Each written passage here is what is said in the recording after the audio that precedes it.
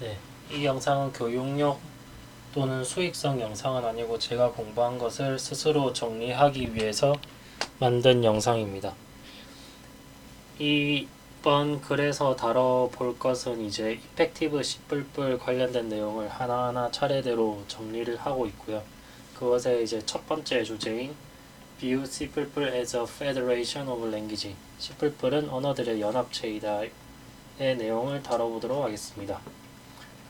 제목에 나와 있는 뜻과 같이 C++를 언어들의 연합체로 바라보는 것이 첫 번째 주제입니다. C++는 원래 객체지향 C 언어라고 이름을 지으려고 했다고 하는데 그 말처럼 이제 C에다가 객체지향의 특성을 더한 것이라고 말할 수 있습니다.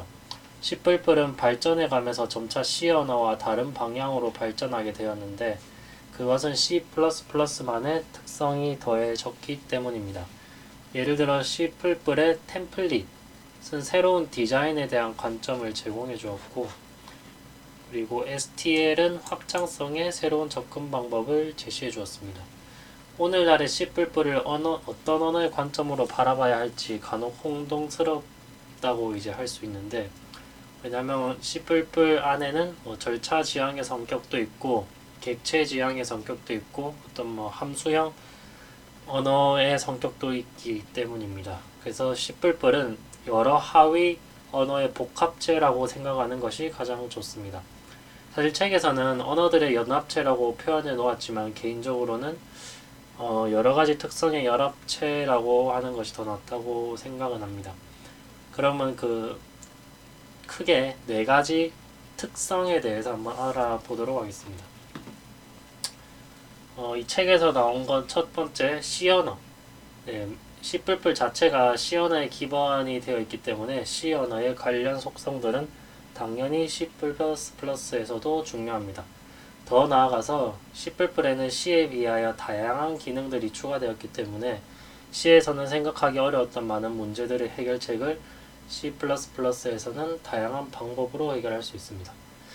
두 번째로 Object Oriented C++, 즉 객체의 지향의 성격이 더해진 것을 뜻하는데요.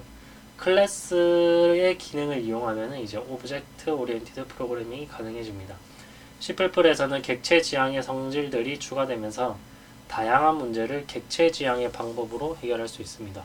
객체 지향의 이제 대표적인 성질은 이제 constructor, destructor, encapsulation, inheritance, polymorphism, virtual function 등 다양한 것들이 있고 특히 여기서 encapsulation, inheritance, polymorphism 이것은 객체 지향의 3대 원리로 알려진 만큼 가장 중요한 기능들입니다. 그 다음으로 이제 큰 특징이 템플릿 기능을 하는 C++에서의 템플릿 기능이 되겠습니다. 이 템플릿 기능을 이용하면 이제 제네릭 프로그래밍이라는 것이 가능해지는데요. 템플릿 기능을 이용해서 이제 새로운 방식의 이런 프로그래밍이 가능해진 것을 책에서는 템플릿 메타 프로그래밍이라고 하는데 템플릿 관련된 내용은 이걸 이후에서 좀 더 자세하게 다뤄보도록 하겠습니다. 그리고 다음으로 이제 큰 특징 중에 하나가 STL, Standard Template Library를 뜻하게 됩니다. 이 STL을 사용하면은 상당히 이제 다양한 어떤 컨테이너나 함수들을 이제 아주 편하게 사용할 수 있는데 이게 C++에서 가장 큰 강점 중에 하나고요. 네, 방금 설명드린 바와 같이 C++ 템플릿의 성질과 다른 C++의 기능들을 잘 어우러져서 사용하면은 매우 편한 라이브러리를 만들어내는 기능이 이제 STL입니다. 위에서 언급한 네 가지의 큰 기능이 C에서 C++로 넘어오면서 추가가 되었는데요.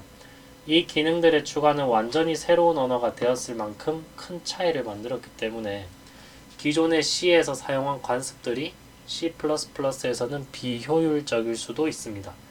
바꾸어 말하면 C++에서 효율적인 프로그래밍을 하기 위해서는 C++의 기능에 맞게 프로그래밍을 해야 효율적인 프로그램을 만들 수가 있습니다. 예를 들어 책에서는 C에서 함수 파라미터로 패스 바이 밸류를 하는 것이 효율적이라고 이렇게 나와 있는데 사실 정확한 이유는 제가 잘은 모르겠습니다. 예, 반면에 C++에서는 패스 바이 밸류는 비효율적입니다. 패스 바이 밸류를 이용하면 값이 복사되어 메모리의 낭비가 발생할 수도 있고 객체의 경우 카피 컨스트럭터와 디스트럭터가 추가적으로 실행되기 때문에 원치 않은 상태에서 실행이 되면은 이것도 비효율적이라고 할 수 있습니다. 여기서 말하는 것은 C에서는 효율적이라고 생각되었던 게 C++에서는 비효율적일 수도 있다. 네, 그것이 이제 요지가 되겠고요. 네, 이번 주제에 다시 언급하려는 것을 정리를 하면은 C++는 C의 성질뿐만 아니라 오브젝트 오리엔티드, 템플릿, STL 등의 큰 기능이 추가되었으므로 효율적인 프로그램을 하기 위해서는 C의 기존 관습대로 프로그래밍을 하기보다는 C++의 기능을 잘 익히고 C++에 맞도록 하는 것이 효율적인 프로그램에 아주 중요하다고 할 수 있겠습니다. 이것이 이펙티브 C++ 첫 번째 주제였습니다.